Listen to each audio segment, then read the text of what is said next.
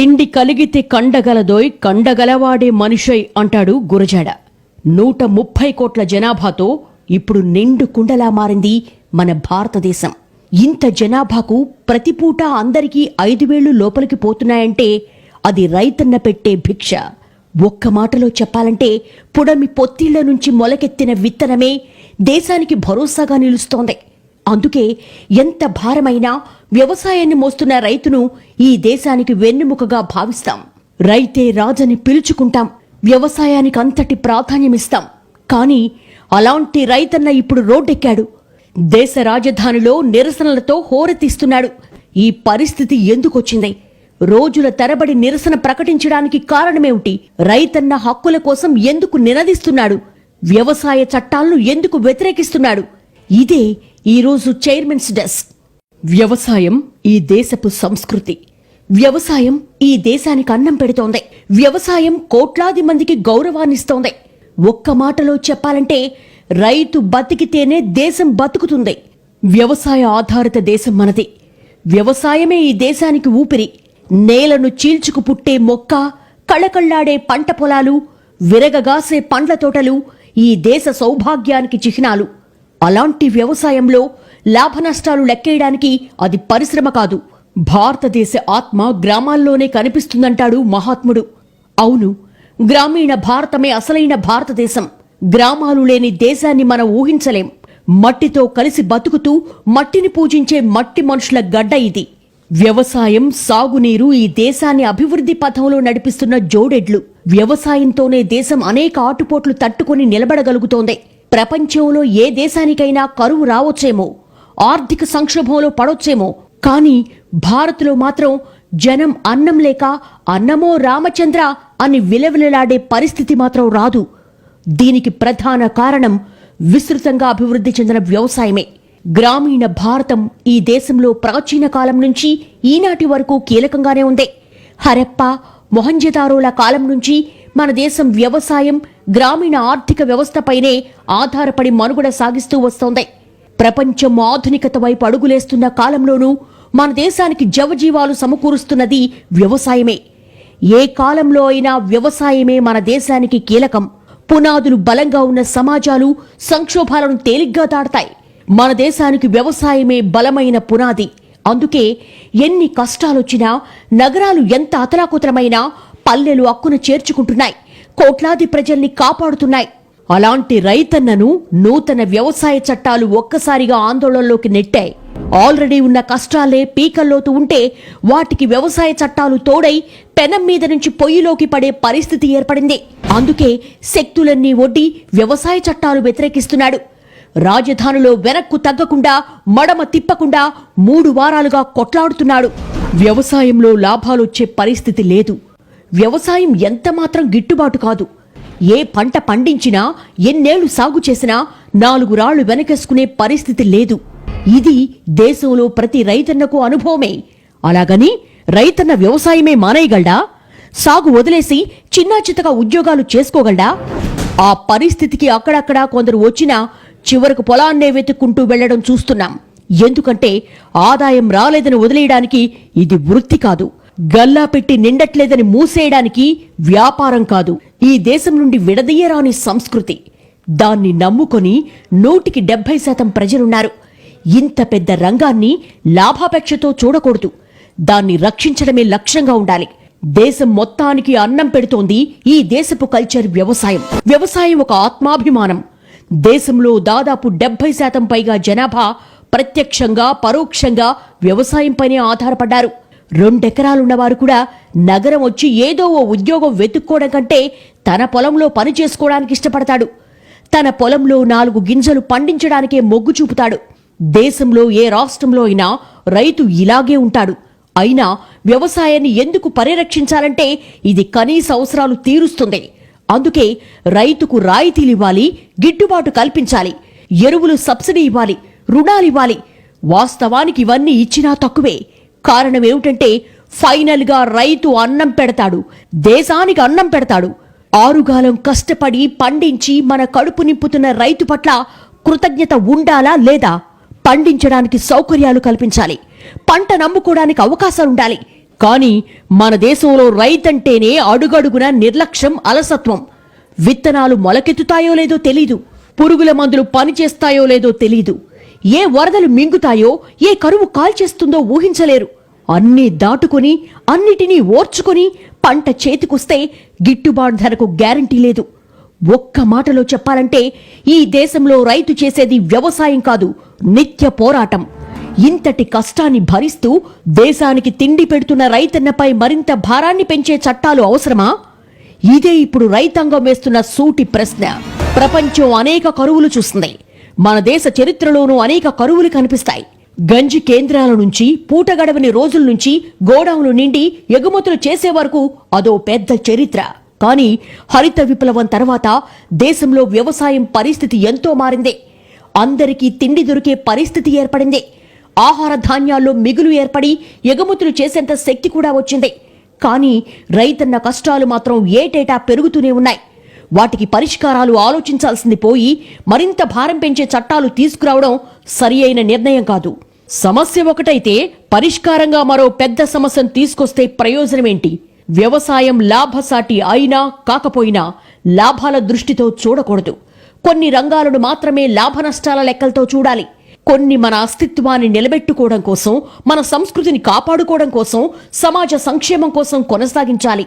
వాటికి లెక్కలుండకూడదు.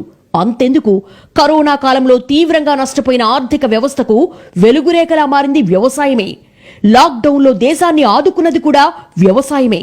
199 మంది మన దేశంలో అతి సామాన్య ప్రజలు.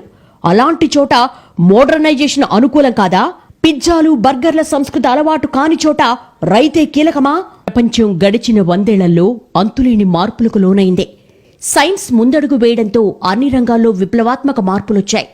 రవాణా, విద్య, వైద్య రంగాలతో పాటు ఆహారపు అలవాట్లలో కూడా అనేక మార్పులొచ్చాయి. సంస్కరణ యుగం మొదలైన తర్వాత ప్రపంచమంతా ఓ కుగ్రామంగా మారింది. పెట్టుబడులు ఖండాలు దాటి ప్రవహిస్తూ లాభాల కోసం ఎత్తులు వేయడం పెరిగింది. ఈ క్రమంలో ప్రపంచ బ్యాంకు కానీ, అభివృద్ధి చెందిన దేశాలు కానీ మన దేశం మీద మోడర్నైజేషన్ ని రుద్దాలని చాలా ప్రయత్నించాయి. ఇంకా ప్రయత్నిస్తూనే ఉన్నాయి. దానిలో భాగంగానే స్టార్బక్స్, కేఎఫ్సి, మెక్డీలు శరవేగంగా వ్యాపించాయి. పిజ్జాలు, బర్గర్లు మనపై రుద్దారు. కానీ ఎన్ని వచ్చినా మన దేశంలో ఆహార సంస్కృతిలో ఇంకా ఆధునికత ఆక్రమణ జరగలేదు. నగరాల్లో 1-2% లోపు జనాభా మాత్రమే ఈ ఆధునికతను అందుకుంటే మిగిలిన 99% జనాభా ఇంటికొచ్చి అన్నమే తింటారు. అలాంటి సామాన్యులున్నంత వరకు ఈ దేశానికి వ్యవసాయం తప్పనిసరి. వ్యవసాయాన్ని కాదని ఈ దేశంలో ఎవరూ మనుగడ సాగించలేరు. ఆహారపు అలవాట్లు ఎంత ఆధునీకరణ జరుగుతున్నా ఓ ప్రయోగంలా లేదా కొత్త అలవాట్లను తెలుసుకునేలా మిగులుతున్నాయి తప్ప సంప్రదాయ ఆహారాలు దాటి వెళ్లే పరిస్థితి లేదు. అందుకే మన బియ్యం, మన గోధుమలు, మన చిరుధాన్యాలు, కూరగాయలు, పండ్ల అవసరం తగ్గలేదు. ఇంకా పెరుగుతూనే ఉంది. అవి మాత్రమే మన కడుపు నింపుతాయి. అవి మాత్రమే మన సమాజాన్ని బతికిస్తాయి. అందుకే మన దేశంలో వ్యవసాయం బతికుండాలి, మరింత బలపడాలి, రైతు కళకళ్లాడాలి. దీనికి అవరోధంగా వచ్చే ఎలాంటి చట్టాలు అవసరం లేదు. వ్యవసాయాన్ని దేశం ఎందుకు బతికించుకోవాలి, ఎందుకు నడిపించాలి అంటే అందరికీ కనీస ఆహారం పెడుతుంది. దేశమంతా ఆధునికం కాలేదు. ఇంతకంటే వేరే సమాధానం అక్కర్లేదు. ఉదాహరణకు అమెరికా అర్బన్ కల్చర్ ఎక్కువగా ఉన్న దేశం. అక్కడ గ్రామీణ వాతావరణం ఉండదు. అందుకే కరోనా లాక్డౌన్ సమయంలో బాగా ఎఫెక్ట్ అయింది. కానీ యూరప్ విషయానికొస్తే ఇప్పటికీ అవి గ్రామీణ వాతావరణాన్ని కాపాడుకుంటూ వస్తున్నాయి. కరోనా యూరప్ నగరాల్లో విజృంభించగానే జనమంతా గ్రామాలకు వెళ్లి ప్రాణాలు కాపాడుకున్నారు. ఇప్పుడు సెకండ్ వేవ్ సమయంలో కూడా అదే జరిగింది. ప్యారిస్, లండన్ నుంచి సుదూరంగా విశాలంగా ఉన్న గ్రామాల్లోకి వెళ్లి కరోనా బారిన పడకుండా తమను తాము కాపాడుకున్నారు. యూరప్లోనే కాదు, చిన్న దేశాలైన మలేషియా, సింగపూర్ లాంటివి కూడా ఈ రోజు వాటికి వీలున్నంత వరకు వ్యవసాయాన్ని అభివృద్ధి చేస్తున్నాయి. సాగు భూమి పెద్దగా లేకపోయినా ఎంత వీలైతే అంత వ్యవసాయాన్ని వృద్ధి చేస్తున్నాయి. కరోనా కష్టకాలంలో ప్రపంచమంతా అల్లాడింది. చిన్న చిన్న దేశాలు కూడా ఎంతో కష్టపడ్డాయి. కానీ 130 కోట్ల మంది జనాభా ఉన్న భారత్కు మాత్రం తిండి దొరికింది. దానికి కారణం మన దేశంలో ఉన్న బలమైన వ్యవసాయ సంస్కృతే. మన దేశంలో కరోనా కాలంలో గ్రామాల విలువేంటో తెలిసొచ్చింది. లాక్డౌన్ సమయంలో కోట్లాది జనం నగరాలు వదిలి పల్లెబాట పట్టారు. పట్నాలు, నగరాల కంటే గ్రామాల అవసరం ఏమిటో వాళ్లకు తెలిసొచ్చింది. నగరాల్లో ఇరుకు ఇళ్లలో, ఇరుకు కిరుకు అపార్ట్మెంట్లలో తిండి లేక కరోనాతో చచ్చిపోవడం కంటే గ్రామాల్లో రోగాలు లేకుండా స్వచ్ఛమైన గాలి పీలుస్తూ ఉన్నదేదో తింటూ బతుకుదామనే నిర్ణయానికొచ్చారు.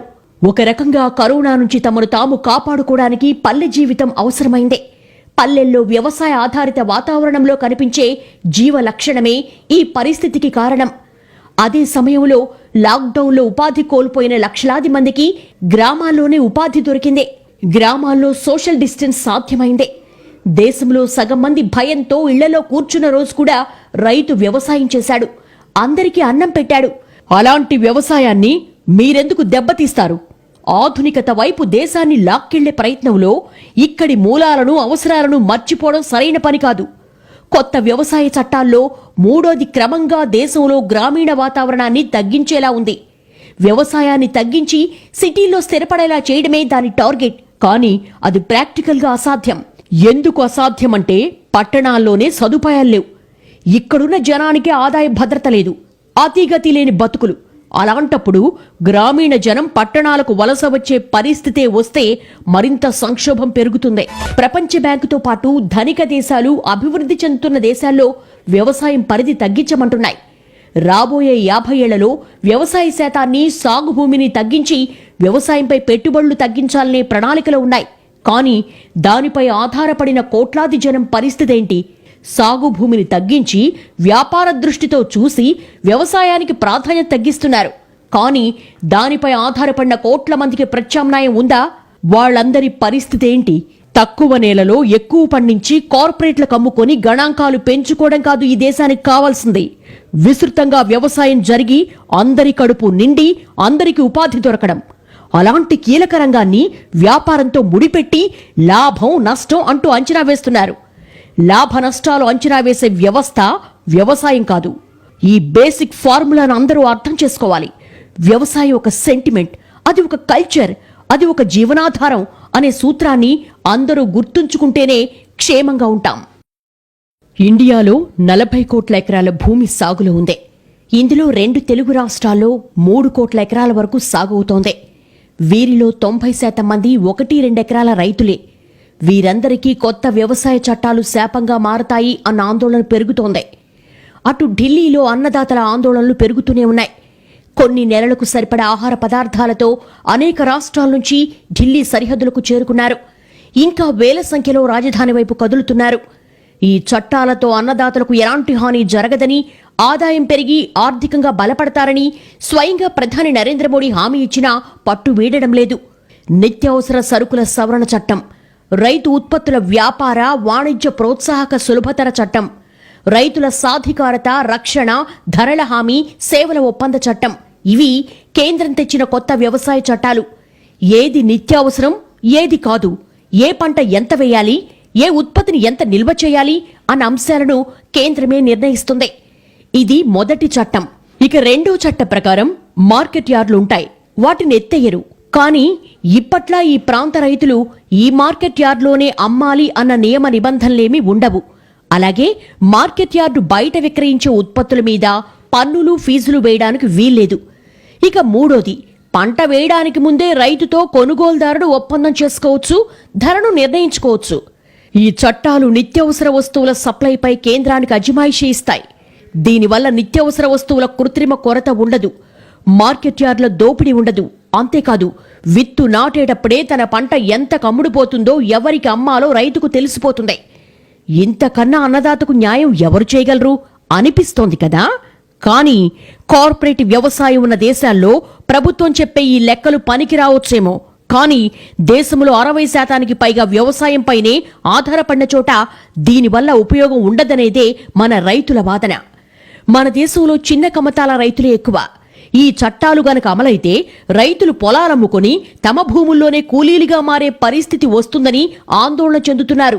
కేంద్రం లక్ష్యం ఏదైనా సరే వీటిని తెచ్చే ముందు ప్రజలకు అవగాహన కల్పించాలి కదా, మేధావుల మధ్య చర్చ జరగాలి కదా, కనీసం రాష్ట్ర ప్రభుత్వాలనైనా విశ్వాసంలోకి తీసుకోవాలి కదా. ఇవన్నీ ఎందుకు జరగలేదు? ఈ విషయంలో కనీసం రైతులు, రైతు సంఘాల విశ్వాసం పొందడానికైనా ఎందుకు ప్రయత్నించలేదు? ఈ ప్రశ్నలే కేంద్ర ప్రభుత్వ చిత్తశుద్ధి మీద రైతుల్లో అనుమానాలకు కారణమయ్యాయి.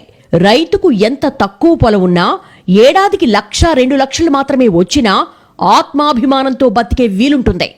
1-2 పంటలు పండించుకొని 2 గేదెలు పెట్టుకుంటే పాడి పంటతో జీవితం గౌరవంగా గడిచిపోతుంది. కానీ ఇందులో కార్పొరేట్ రంగం ఎంటర్ అయితే దేశంలో గ్రామాల పరిస్థితి అయోమయంగా మారే ప్రమాదం ఏర్పడింది. మన సమాజం ఎన్ని కష్టాలున్నా వ్యవసాయాన్ని వదిలిపెట్టలేదు. వ్యవసాయం మన సంస్కృతి. అప్పుల పాలవుతున్నా సాగు మానేసే పరిస్థితి ఉండదు. అలాంటిది రైతుల చేతి నుంచే పొలం చేజారితే ఎలా బతకాలి? ఇలాంటివి వ్యవసాయ రంగ పునాదుల్ని కుదిపేసేలా కొత్త చట్టాలున్నాయంటూ రైతులు ఇప్పుడు ఆందోళన చేస్తున్నారు. నిజానికి రైతు దేశంలో ఎక్కడైనా అమ్ముకోవచ్చనే మాట వినడానికి అద్భుతంగా ఉంది. కానీ ఎంతమంది రైతులు తమ పంటను దూర ప్రాంతాలకు తీసుకెళ్లగలరు? తెలంగాణలోనే తీసుకుంటే 25 ఎకరాలున్న భూస్వాములే లేరని ప్రభుత్వమే అధికారికంగా ప్రకటించింది. అంటే 90% రైతులు 1-2 ఎకరాలు సాగు చేసుకునేవాళ్లే. దేశం మొత్తం ఇలాంటి రైతులే ఎక్కువ. వీళ్లంతా ఏ రాష్ట్రాలకు తమ ఉత్పత్తిని ఎగుమతి చేసుకుంటారు? ఇప్పుడైతే పొరుగునే ఉన్న మార్కెట్ యార్డుకైనా తీసుకుపోతున్నారు. ఆ మార్కెట్ యార్డుకే 4 మిల్లుల యజమానులు వస్తారు. ఏదో ఓ రేట్ అనుకుని కొనుక్కుపోతారు. ఇప్పుడు అది లేకపోతే అసలు చిన్న సన్నకారు రైతుకు దిక్కెవరు? రాష్ట్రాలు దాటించి ఎక్స్పోర్ట్ చేసుకునే సామర్థ్యం లేని రైతు అయిన కాడికి కార్పొరేట్ సంస్థలకు అమ్ముకోవాల్సి వస్తుందనేదే అసలు భయం. అప్పుడు ఎగుమతి చేసుకునే హక్కు ఆ కార్పొరేట్ సంస్థది, దాని ఏజెంట్లది అవుతుంది. ఇప్పటికే నూనె గింజల విషయంలో ఈ పరిస్థితి చూస్తున్నాం. రేపు బియ్యం గోధుమలకు కూడా అదే పరిస్థితి వస్తోంది. ఇక కనీస మద్దతు ధరకు సంబంధించిన భయం మరీ పెద్దది. మార్కెట్ యార్డులు ఎఫ్సిఐ లేనప్పుడు వ్యవసాయ ఉత్పత్తుల మార్కెట్కు సంబంధించి ప్రభుత్వాల పాత్రే లేనట్టు లెక్క. అప్పుడు పంటల ధరలన్నీ ప్రైవేటు శక్తుల ఇష్టారాజ్యమే. ధాన్యం ధర 1,850 ఉంటే బియ్యం ధర 3,640 ఉంటోంది. ఈ గ్యాప్లో కొంత రైతుకు రావాలి కదా. కానీ దళారులు తింటున్నారు. ఇప్పటికీ మదనపల్లెలో టమాటా రైతు రోడ్లపై ఎందుకు పారబోస్తున్నాడు? పంజాబ్లో రైతు తలసరి ఆదాయం 10,000 ఉంటే ఏపీ తెలంగాణలో 6,000 మాత్రమే. మరికొన్ని రాష్ట్రాల్లో ఇంకా తక్కువ ఉంటోంది. ఎందుకీ వేరియేషన్? ఈ పరిస్థితిలో మార్పు రావాలి కదా. రైతు బతుకుల్ని నిజంగా బాగు చేయాలి అంటే కార్పొరేట్ కంపెనీలకు ఉత్పత్తులను అమ్ముకునేలా చేయడం కాదు, రైతే కేంద్రంగా వ్యవసాయం వెలిగే పరిస్థితి రావాలి. ప్రాసెసింగ్ యూనిట్లు పెట్టాలి. వాటికి రైతే అమ్మే అవకాశం కల్పించాలి. కోల్డ్ స్టోరేజ్లు ఏర్పాటు చేయాలి. అక్కడ నిల్వ ఉంచుకునే పరిస్థితి ఉండాలి. పంట తరలింపుకు తగిన రవాణా సౌకర్యం ఉండాలి. రైతుల కోసమే ఆసుపత్రులు ఏర్పాటు చేయాలి. రైతుల పిల్లలకు స్కూళ్లు కట్టించాలి. రైతుల్ని నిలబెట్టాల్సిన వ్యవస్థ ఏర్పాటు చేయాలి. వీటితో పాటు విత్తనాలు, ఎరువులు, పురుగుమందులు, బ్యాంకు రుణాల్లో ప్రభుత్వాలు చొరవగా ఆదుకోవాలి. ఒక్క మాటలో చెప్పాలంటే వ్యవసాయానికి కార్పొరేట్ స్థాయి ఇవ్వాలి. రైతుకు ఇన్ని చేసినా అది తక్కువే. రైతుల్ని కూలీలుగా మార్చి సిటీకి తీసుకొస్తే ప్రయోజనమేంటి? రైతుల్ని వ్యవసాయానికి దూరంగా జరిపితే ఉపయోగమేంటి? రైతులు, రైతు కూలీల బతుకుల్ని ప్రశ్నార్థకంగా మార్చటమెందుకు? ఈ పరిస్థితి మారాలి. అప్పుడే ఈ దేశ రైతు బాగుపడతాడు, దేశమూ బాగుంటుంది. ఇది ఈ వారం చైర్మన్స్ డెస్క్. వచ్చే వారం మరో అంశంతో కలుద్దాం. నమస్తే.